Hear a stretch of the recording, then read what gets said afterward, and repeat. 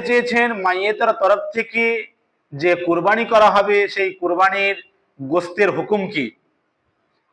ভাই খুব সুন্দর প্রশ্ন জানতে চেয়েছেন।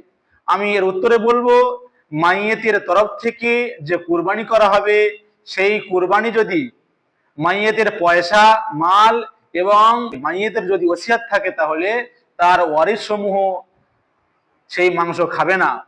হ্যাঁ, যদি মাইয়েতের ওসিয়াত না থাকে তাহলে তার ওয়ারিসগণ সেই মাংস খাবে। আর না খাওয়ার ক্ষেত্রে এই মাংসকে সাদকা করতে হবে।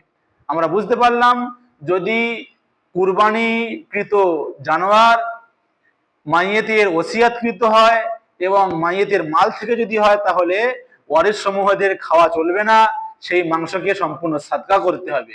আর যদি মাইয়েতের মাল এবং যদি ওসিয়াত না থাকে তাহলে সেক্ষেত্রে ওয়ারিসদের খাওয়া চলবে, বৈধ। আশা করি আপনারা বিষয়টা বুঝতে পেরেছেন। শুকরান। আলহামদুলিল্লাহ রাব্বিল আলামিন।